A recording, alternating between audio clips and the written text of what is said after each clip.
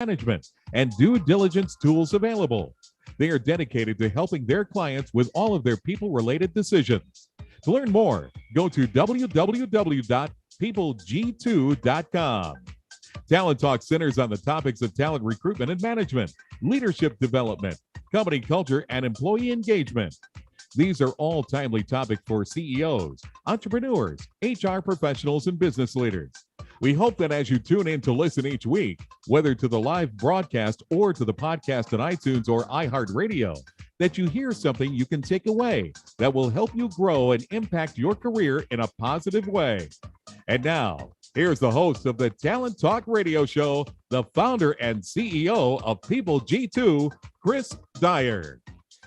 Good afternoon and welcome to Talent Talk. Thank you for joining us. And as always, we have two fantastic guests lined up for you to talk about talent, talk about how they're managing talent, and hopefully, give us a few secrets on what the cool stuff they're doing, what they're thinking about, and how they're being successful. And that really is why this show exists. I love talking to business leaders, CEOs, authors, consultants, futurists, whatever it may be, and what should be thinking about, what we should be doing around talent. So we've had so many incredible stories and inspiring leaders over the years.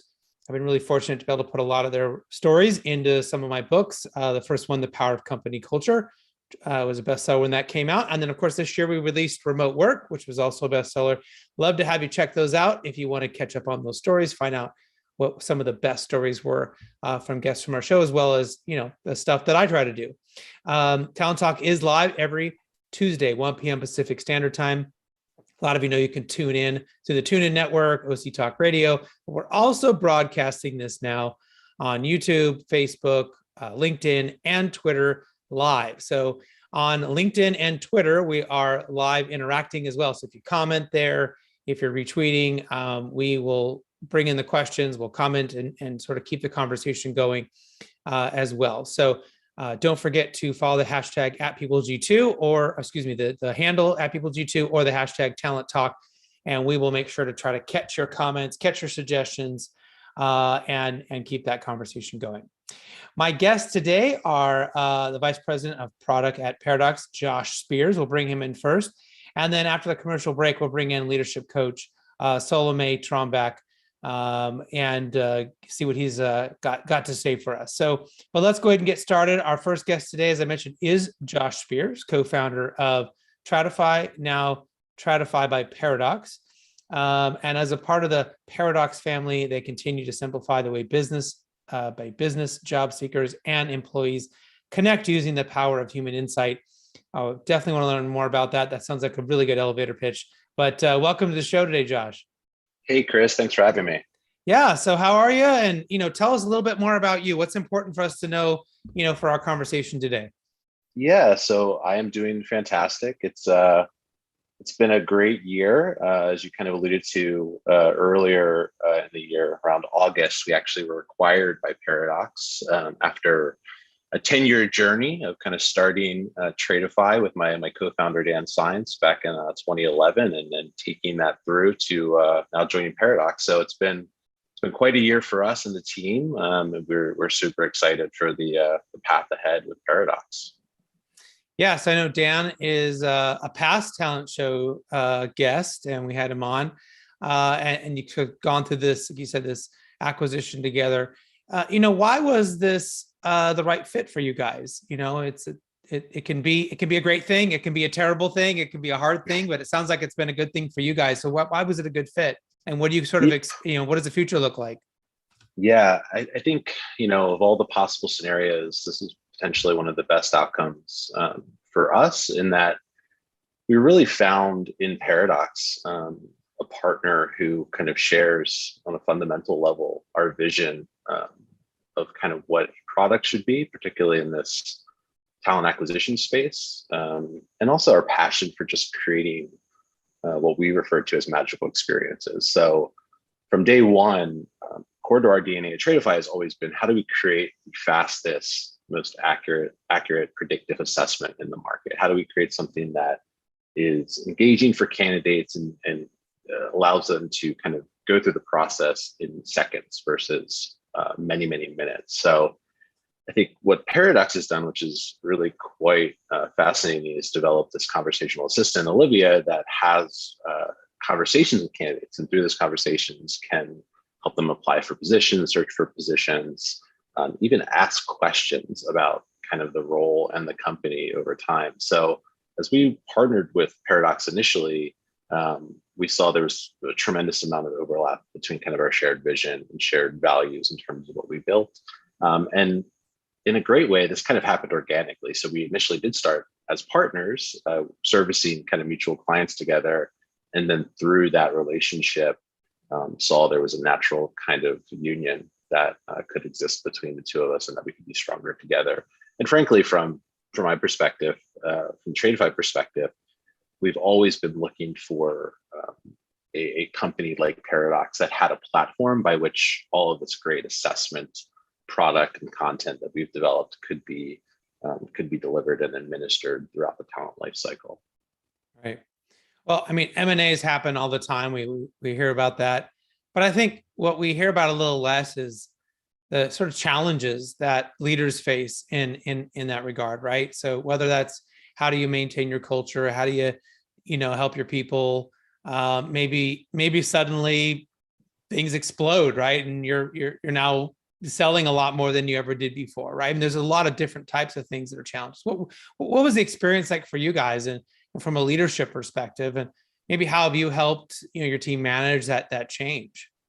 Yeah, so it was very challenging, I will say, particularly leading up to the point at which the deal was closed. We went through obviously a very extensive diligence process with the Paradox team, and as part of that, we were able to bring certain members of the company in who were part of that diligence. But generally, we had to kind of keep things under wraps because as these things often happen, they don't always go through, and we didn't obviously want to get our team's hopes up prematurely. So I would say from a leadership perspective, that was fairly agonizing for myself and for Dan, who was our CEO and my co-founder, just because we at Tradeify always adopted a very kind of transparent, above board style with our team. We want to share with our team both the highs and the lows of this journey, because we're asking exceptional effort from them to build what we're building.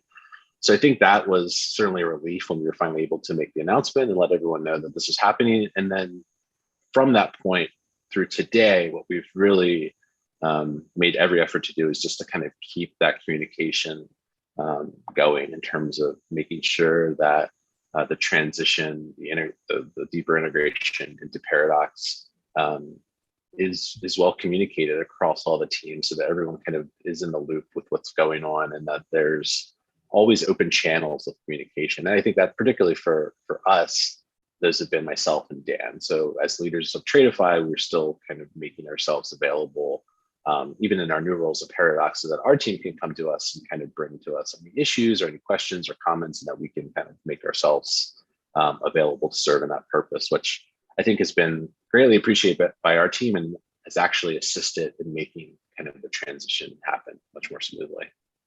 Right.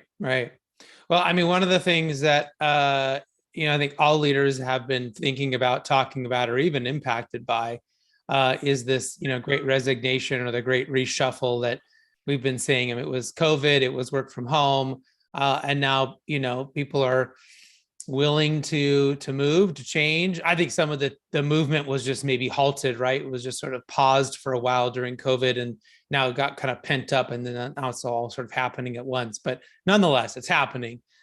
Are there maybe 2 or 3 things that you think talent leaders should be focusing on, especially around the recruitment efforts, and maybe how do they, maybe kind of translate that into their, hopefully an improved hiring and retention, strategy for new employees? Yeah, absolutely. I think that there are a few things that are top of mind for me and for Paradox when it comes to helping our clients and helping others kind of deal with this challenging labor market. And I think, again, something that's core to our DNA is how do you create a very engaging, easy to use, low friction candidate experience. I think candidates have the power now. They have the optionality in the market to take any role. So when they are applying for a position within your organization, it's a necessity that you make that experience as easy, as low friction as possible, which is obviously something that we at Paradox take very seriously and build all our products with that lens. I also think communication is essential. So I think this is changing, but historically, you've seen an experience where a candidate will apply for a position, and then their application goes into a black hole of sorts, and they really don't have any insight into the process or where things stand or what they should be doing. I think the expectation now is that communication should be constant or consistent at very least, and that candidates can get the answers when they need the answers to the questions that they have, and they should understand where they are in the process and what next steps are. I also think that carries over to kind of post-hire. So communication is essential, particularly with hourly employees. So again, traditionally, hourly employees have kind of been a bit forgotten, I think, in the conversation around things like learning and development and engagement. And something that we've seen over the years, and we've actually built product and will continue to build product to address this, is that companies aren't doing a lot to engage and develop hourly employees. They again have been forgotten in the conversation. So I think the more that organizations can do for those employees to offer them opportunities to be plugged into the company, to be a part of what the company's doing, as well as giving them opportunity to kind of see what path they might have in the company. I think that is crucial to keeping an employee engaged and retaining them longer term.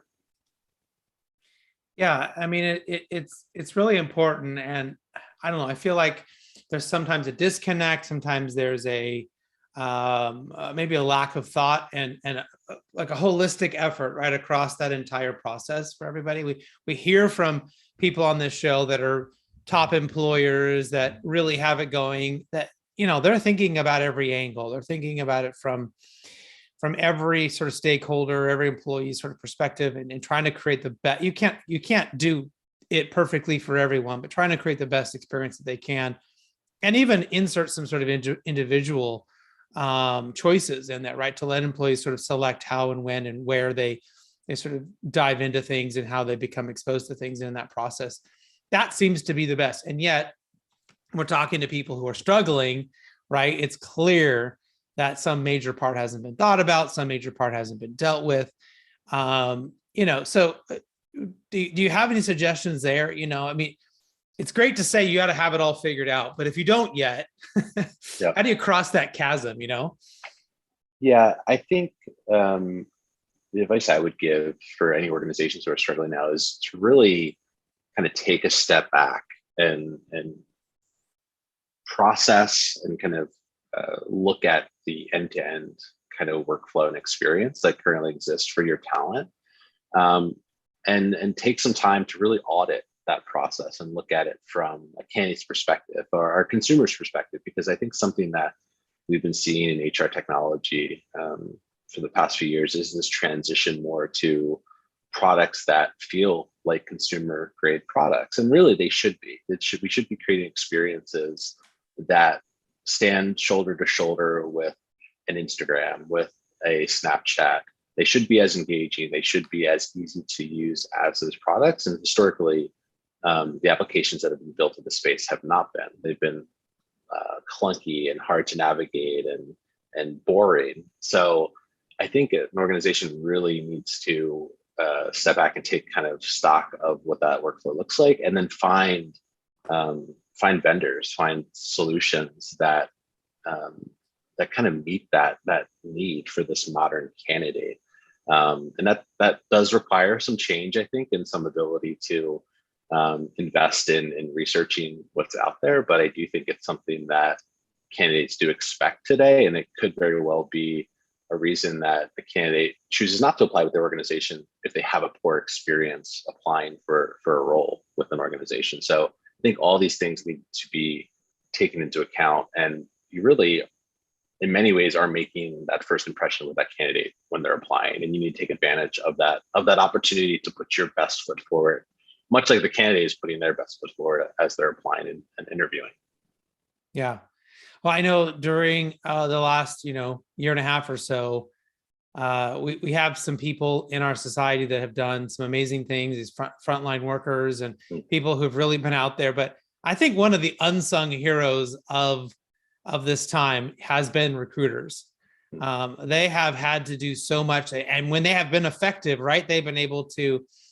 We've had people on the show that they were able to staff 5,000 nurses in New York, right, during when New York had was the worst of the pandemic, right? They've been able to sort of do some things and really help companies out. They've been that lifeline, right, to find the people that we need to ultimately fill those positions to do that really difficult work. But I think one of the concerns is that these recruiters, they're getting harder to find, especially good ones, and they can be getting burnt out. They might be at risk to leave. So what should companies be thinking about in trying to help them, create some sort of balance, avoid the burnout, be able to retain those key people?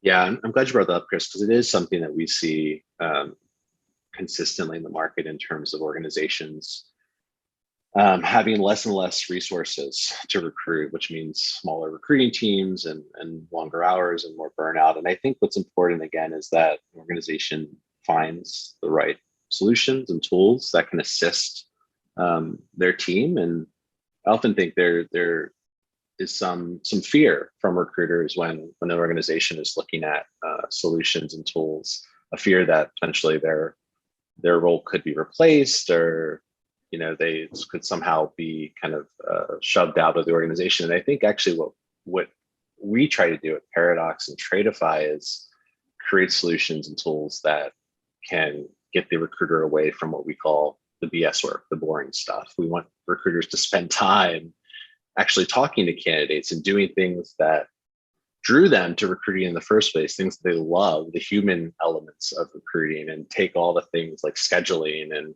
all the administrative work and offload that to technology so that they can spend their time on what really matters and what's important. So I think that's the best thing, honestly, an organization can do, is to really give their team a robust suite of tools that they can deploy that gives them time back, gives them the opportunity to, again, really focus on the things they love about the role versus all the things that really just suck up time and make them ultimately unhappy with what they're doing.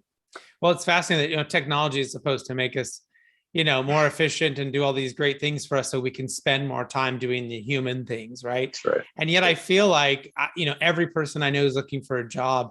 There's sort of the process, the whole thing is like not helping with that, right? It's essentially completely automated. No one's really talking to each other. There's just sort of this complete disconnect in the process. So, I know your company's on the leading edge of using technology to support a very, person-driven, area in every business. So from talent recruitment and engagement, I guess, how do we support HR leaders in I guess, embracing the right technology and helping them eliminate the BS so they can have more of those conversations?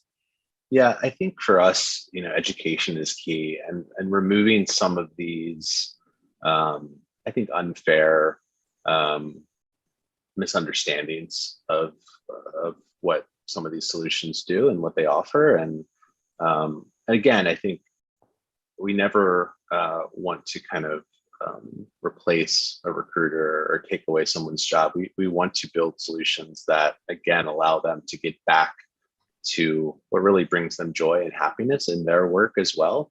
And we also believe that by giving them time to spend with candidates, that it will be a better outcome, not only for the organization, but for the candidate as well. The candidate feel more engaged and more listened to, and not spending as much time having to interface solely with the technology as they are now. So again, I think it's just that education piece, and also listening. I think listening to the recruiters, listening to the challenges they have, and organizations really spending the time and effort to try and figure out a plan to use technology to help those recruiters use their time more efficiently.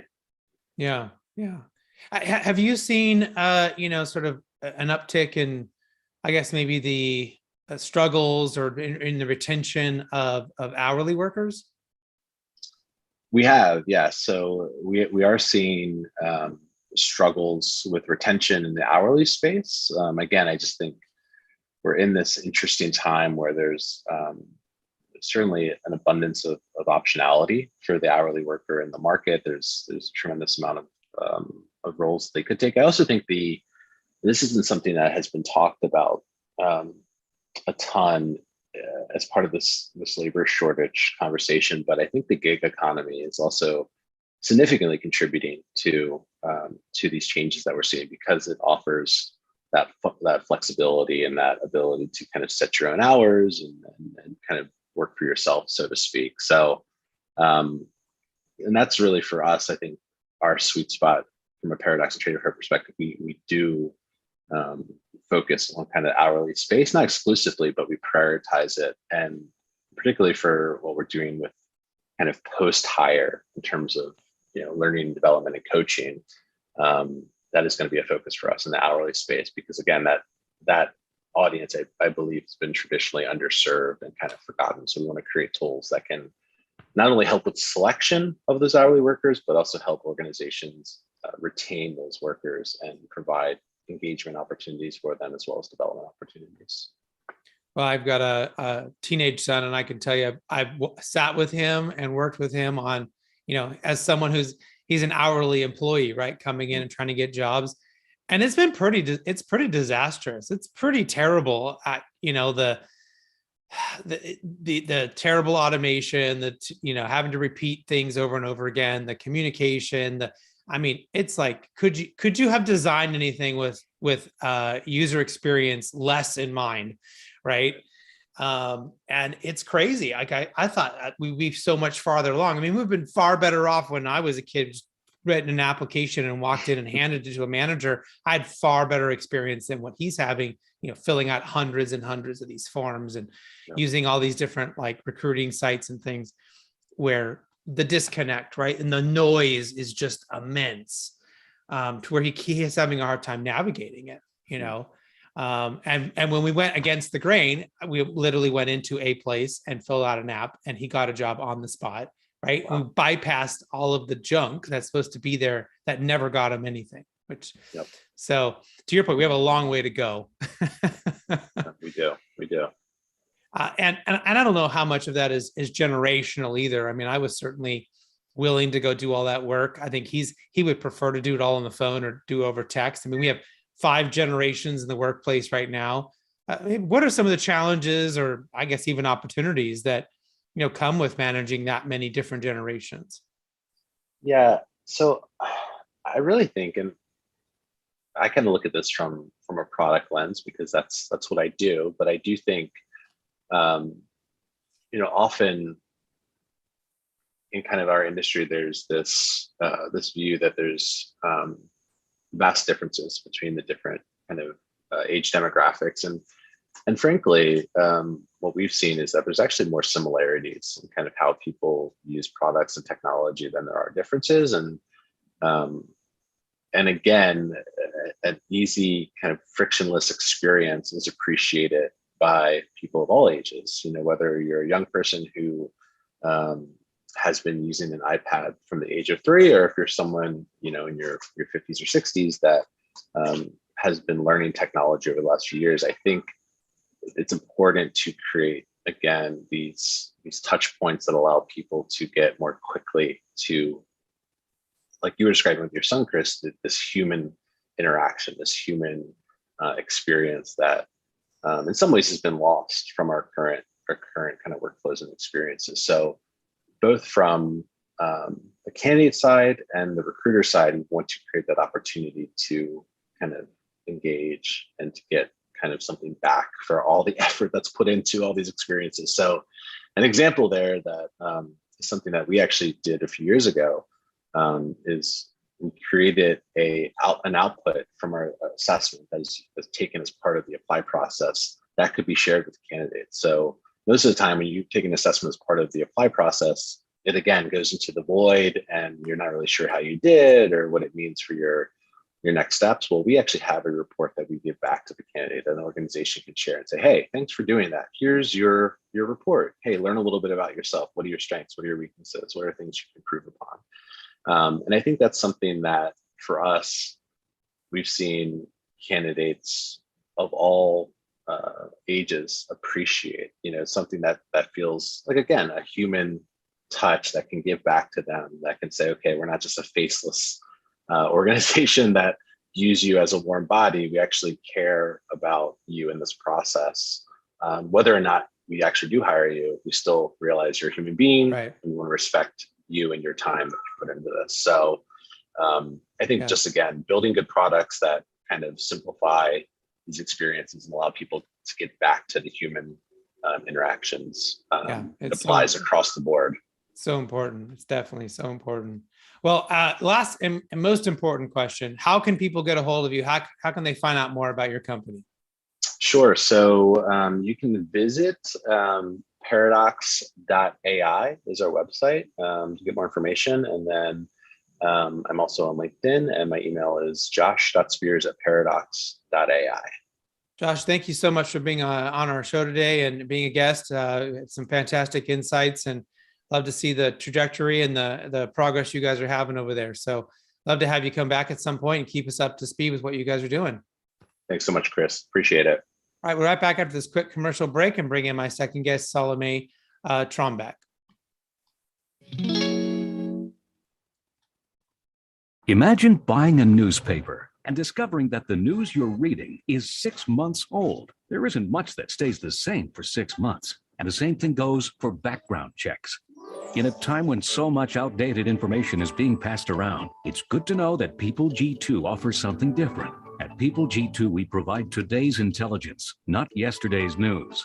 Our value-added approach offers you a fully FCRA-compliant solution that includes up-to-the-minute information. By combining industry-leading technology with old-school human investigation, People G2 is able to give you information that is accurate right now, delivered quickly to our online system, or integrated with your HR system. So ask yourself, are you comfortable working with old news, or are you ready for a different kind of background check company?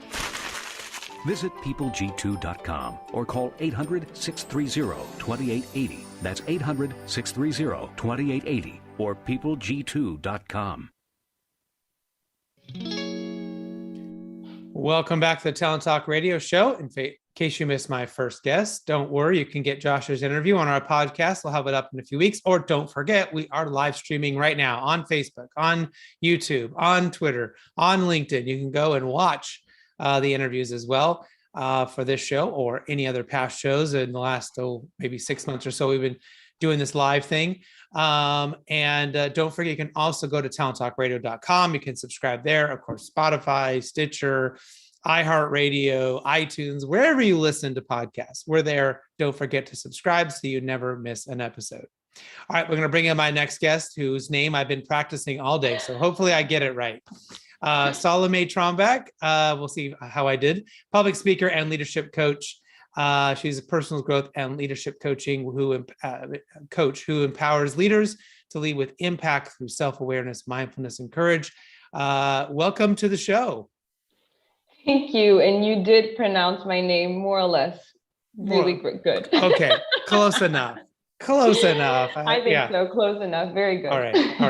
I didn't completely slaughter it. So I'm sure you get that all the time with both your names. My last name seems to trip people up sometimes.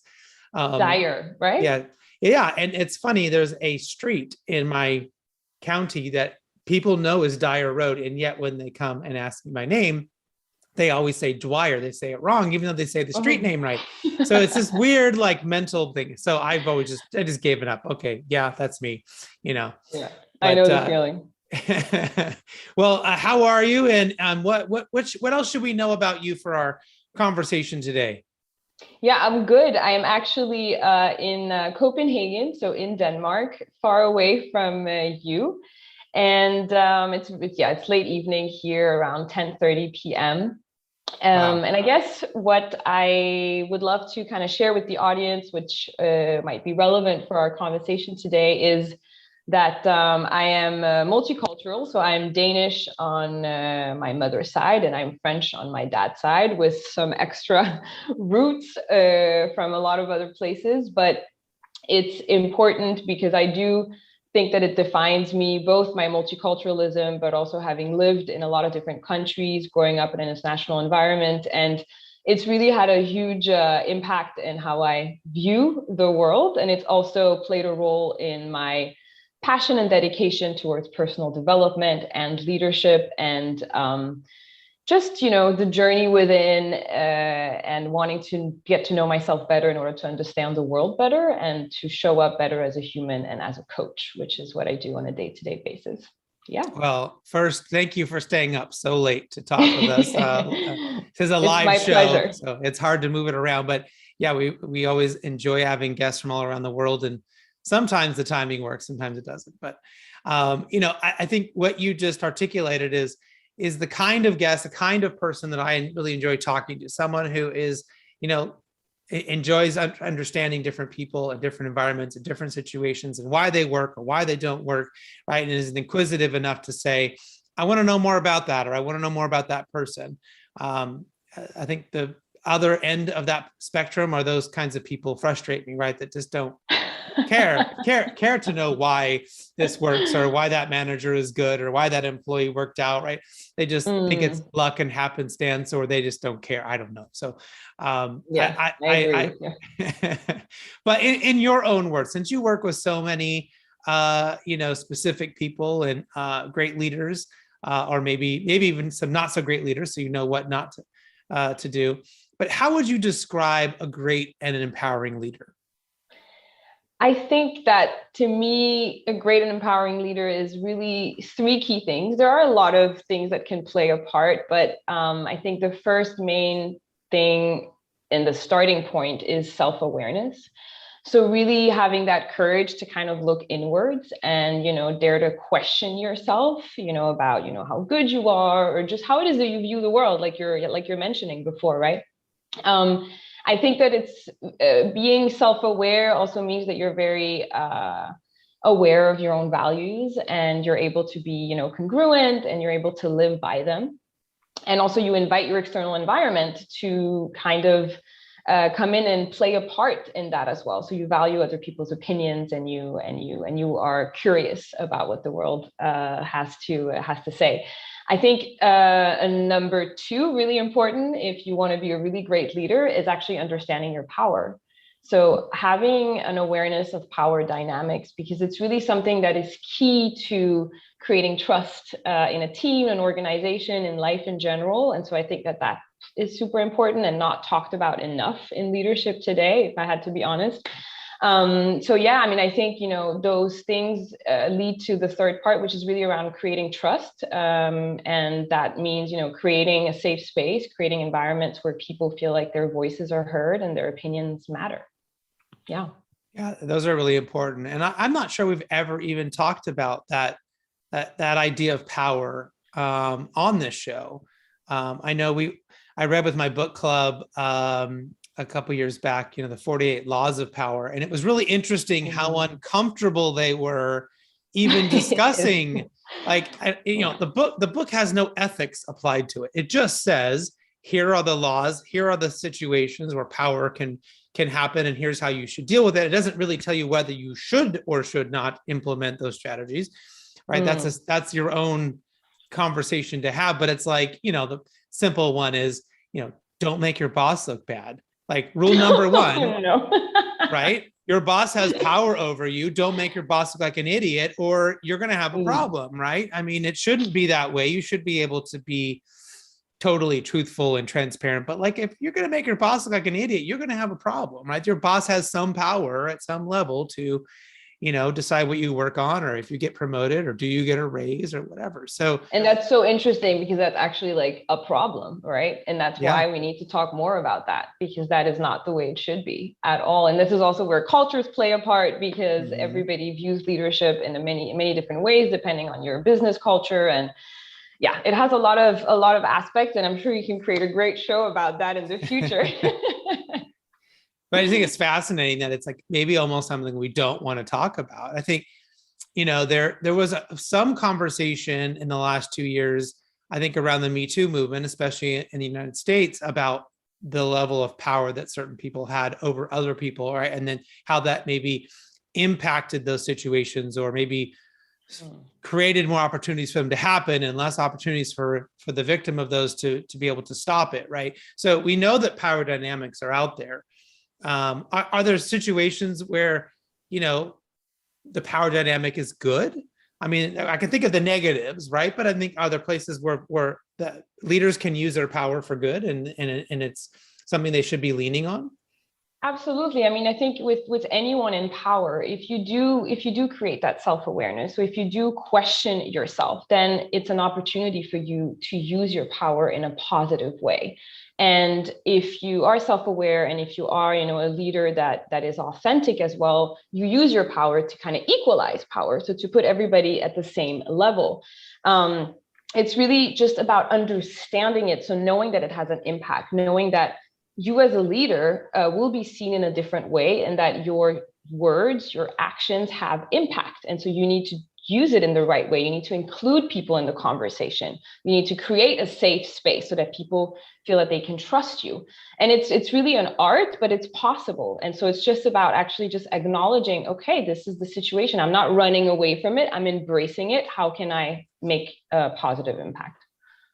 Well, I'm sure that you have learned a lot about leadership working in 7 different countries, probably more cultures inside of those countries from a traditional cultural sense. And then you have your business cultures that are rapidly different, right, from business to business. So maybe what are some of the big things that you've learned as you've sort of, run across the globe working in all those different places?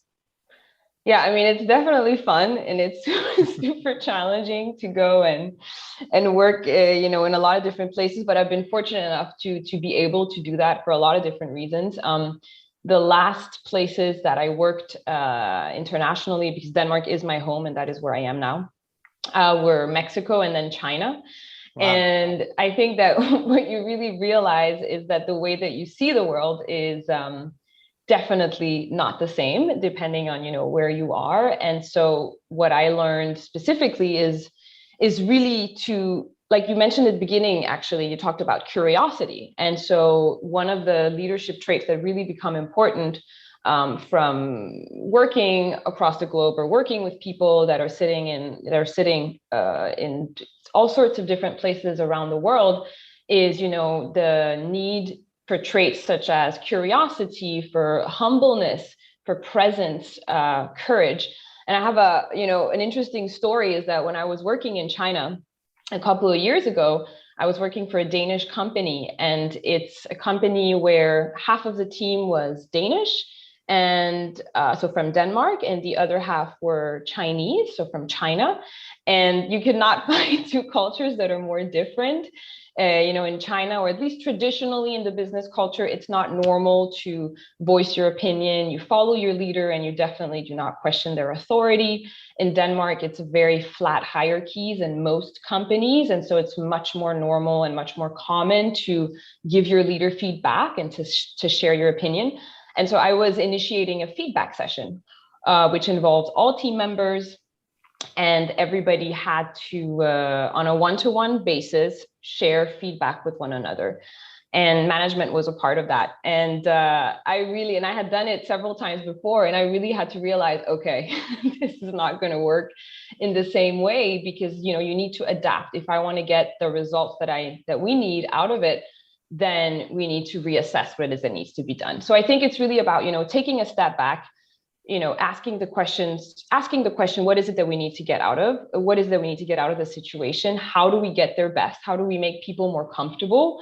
And you have to start with yourself. And that's a key lesson in everything. It's, if you want people to be honest, if you want people to share their opinions, if you want people to be vulnerable, you have to start with yourself. So as a leader, it's really great if you can start by, looking at yourself and being like, this is where I would give myself feedback, and you do it in front of people who you want, if you want them to give you feedback, for example. So It's great. I think it's just about being open-minded, and regardless. So I learned a lot of those lessons living abroad, but I think you can learn them, also just working with people that are just different. Yeah. Yeah. And I've noticed there's a certain connection between great leaders and those that are authentic to themselves or their style or what their belief system, their values, right? But I will say, I want to kind of ask you and maybe even challenge you here on this, the idea of being, totally vulnerable and totally like critical of yourself in front of your team, because I have seen a disconnect with that, because I've seen a lot of people get very fearful if their leader is too vulnerable, like, and then it comes off as like they're sloppy, they don't know what they're doing, so like, what is that balance between being authentic, being willing to say, yeah, I made a mistake, or maybe I wouldn't have done it this way, or, I've learned from this lesson, there's kind of a balance there between like just telling them everything and oversharing to the point where you take up too much space in the room, right? There's not enough space for the team members to be there, right? To support them. I always feel like, what they say, the crap rolls downhill, right? So it's like, but I feel like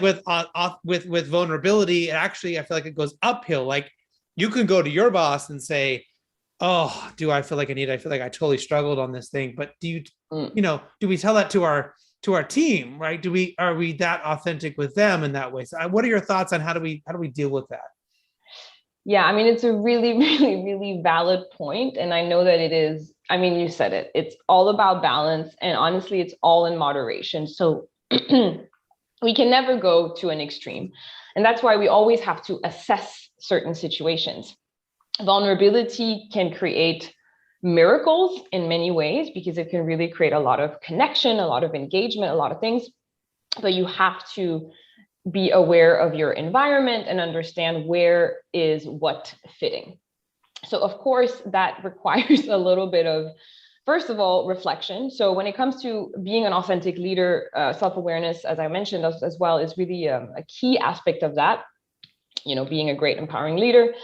And it's really about, first of all, reflecting within yourself. Because I think what often happens with vulnerable leaders who kind of spill a little bit too much is that they haven't taken enough time to really spend, first think about it within themselves and figure out, okay, what makes sense to actually share. So first you need to, do a lot of self-reflection and assess, okay, what's been going on in the situation? What is it that I feel I need to share? And what value is going to come out of that? So how is it going to be potentially received? So really being aware of what the impact might be.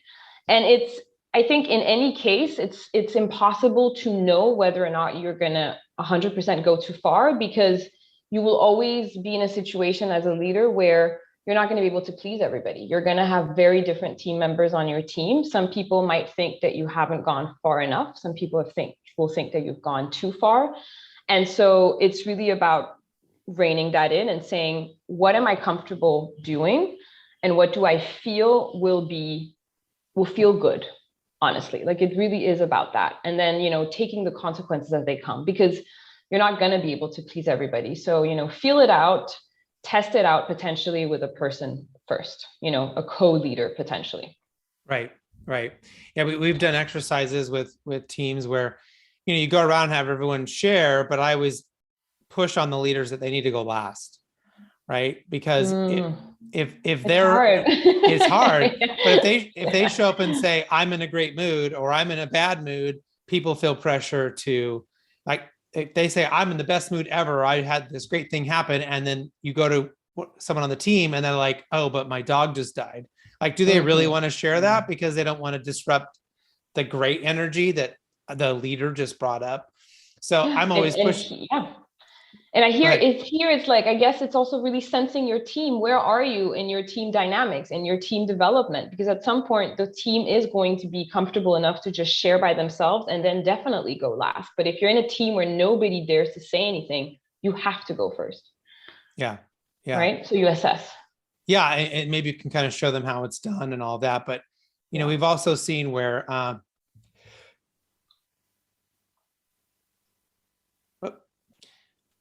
Excuse me there. I had a sneeze and I was able to mute it so everyone No didn't hear. worries. But, Oh, that's what happened. Amazing. That was the pause. So I thought dead air was better than me sneezing on air. So anyways, but yeah, I think, it's if you go around the room and people are struggling, then I've always suggested to leaders, you need to shut up and deal with their stuff first, right? We need to show them that if they're struggling, if they're having a hard time, that we can help them, support them, and be there for them. If then they're all okay and they're generally doing well, then that's a good opportunity to share where you're at, right? Or maybe where you're struggling, where they could help you, right? And so you made the point of it being balanced. And that's the only sort of way I've been able to balance it, is by kind of making that rule of, they're struggling, I need to shut up. If they're okay, then I can talk a bit more. So because you can't just be one way all the time, right? Or else no one's ever getting what they need overall. I think that's. Yeah, no, I agree. And I think it's good to, to have, different types of practices. I mean, we need to try different things out in leadership and see, what works, and different things will work for different people. So also, again, being authentic, don't just do whatever some book is telling you to do. Like, feel it out, try it out. And if it doesn't feel right, don't do it. Right. So, are there other ways you think that leaders can show up more authentically, or, I guess if you're trying to coach someone who's maybe been struggling with this, what are some of the things that they should be thinking about right away? I think, first of all, what I've seen a lot is that there's a lot of comparing. So as a leader, sometimes you can struggle a little bit with your own, confidence and your own ability to really show up the way you want to. And I think it's really important for everyone to really just acknowledge that nobody's perfect, and that it's okay to, in that way, be more real, and that it's okay to, acknowledge what it is that you're really good at, your strengths, and really focus on those. And at the same time, be open and honest about some of the things that aren't that great. I mean, you were just having a conversation as well about recruitment. And what it comes back to as well with, great leaders, is that if you are aware of what you're good at and what you're not so great at, you can also hire the people that really, match you in the best way possible. And so I think it's really about focusing on that as well, right? And opening up to wanting to learn more about what other, blind spots do you have, what other limitations do you have. Asking for feedback is a great way of becoming smarter about yourself. Right. Yeah. And to be honest, I think also, I mean, if I use a lot of meditation in my coaching as well, because that's something that's very dear to my heart and something that's worked for me. And I would honestly recommend any leader out there as well to find a mindfulness practice that works. Because once you take that time for self-reflection, whether it is to meditate or just to journal in the evening about how, you think your day went, or, just asking yourself a couple of questions and writing them down, it can really help creating that little break in the day to just reflect and see, where is something that I should be proud of, and where is something where I need to be better. So the mindfulness sort of technique, or having that a meditation or something in there, I think really what it is the opportunity for your brain to be bored, right? To not be occupied and not to be stimulated. And so why do so many good ideas come to us in the shower, or when we're taking a walk, or, or we're driving in our cars? Because we've limited the stimuli, right? And our brain has an opportunity to go back and start processing things. So either you can take more showers or more drives in the car with no radio on, I guess, or you could, meditate. I think that's a really, really great one. And sometimes people feel unsure of how to do it, or even concerned they're not doing it correctly. I think if you just turn on one of those apps, you can do a guided one, you can do an unguided one. Give yourself, just try 30 minutes. I have seen sometimes you get really great, kind of clarity in the moment, but I think sometimes you get it later on because your brain just had time, right? It's like sleeping. Our brain does so much work while we're sleeping. And it's the same thing when we stop during the day to journal, to meditate, to do something to allow ourselves, not on our phones, not watching TV, not doing something where our brain has to be active, but you bring up a really great point. Are there any particular ones that you think are better than others that maybe someone might want to try? You mean in terms of meditation techniques or yeah. I mean, I think, okay, so first of all, I think it is like you're saying, people can either be a little bit scared of it or have these expectations towards what is it that it's supposed to give me right away. So first of all, for anyone listening, really just leave out any expectation.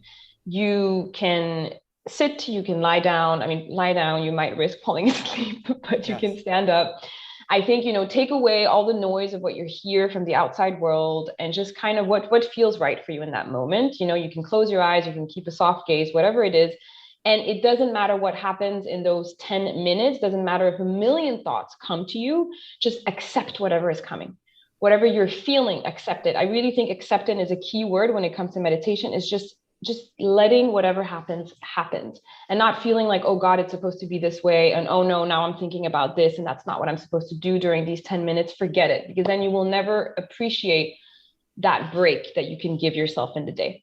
And if you realize, it's not for you, I have some friends who are like, I'm in awe of what you're doing, Salomé, but it's just not for me. I go for a run. I'm like, great, whatever works for you. You can take a walk in the forest. It doesn't matter. Don't get caught up with what people are saying. If it feels right for you, that's what you do. I've tried a lot of different meditation techniques, and I actually practice different kinds. So there's one called Anapanya, which is just about noticing the breath, and it's really easy because that's all that you do, and it's something to in a way focus on, but you're stepping away from your thoughts a little bit. And I mean, if anyone ever needs more advice on that, you can always reach out to me. I have a load. Well, speaking of which, how can people find out more about you? What's the best way for them to connect or reach out? Definitely on my LinkedIn, or on my website. So my website is my name, SaloméTrambach.com, and it's the exact same name on my LinkedIn. Definitely contact me there, and let's have conversations. and if anyone is challenged when it comes to spelling names, like myself, Salome, the E actually has the little I don't know what you call it in French, but the little it's in Spanish, but the little mark. Mm-hmm. Yeah, but don't. So that one, when you write the website, forget about that one. So just SaloméTrambach.com. Perfect. Well, thank you so much for being on the show, for staying up so late and talking with us. You brought so many wonderful ideas here, and I hope everyone else got some fantastic insights like I did. And we would love to have you come back on the show, sometime in the future. Absolutely. Thank you so much, Chris. Have a beautiful day. Thank you. Thanks everyone for tuning in to today's show. Hopefully you've gained something you can use in your own career in a positive way. Until next time, do what you love and show the world how talented you can be today.